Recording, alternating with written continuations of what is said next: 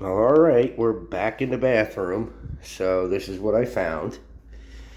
Remember how this doohickey was all loose? Yep. And that tub spout that I thought was PEX and shark bite, I cut out the wall.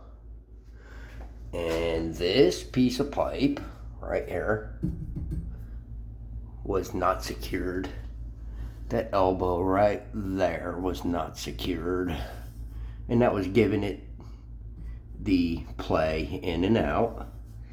And then down here, ta-da, I know it. And then here's the connection to the tub spout.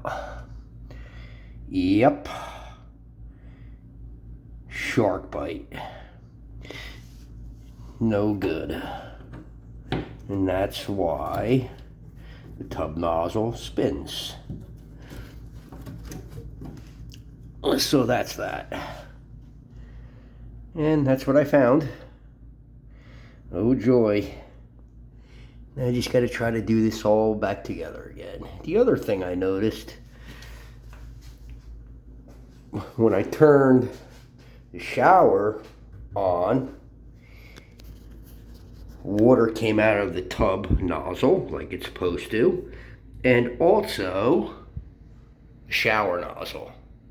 So that's another big issue because, believe it or not,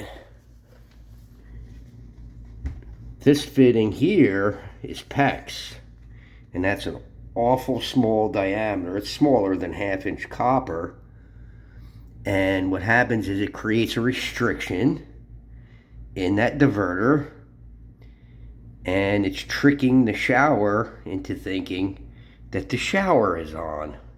Go figure. So I have to redo this bottom part in copper. So there we have it. Now we got another big hole to patch. Oh joy. Oh well. Have a happy day.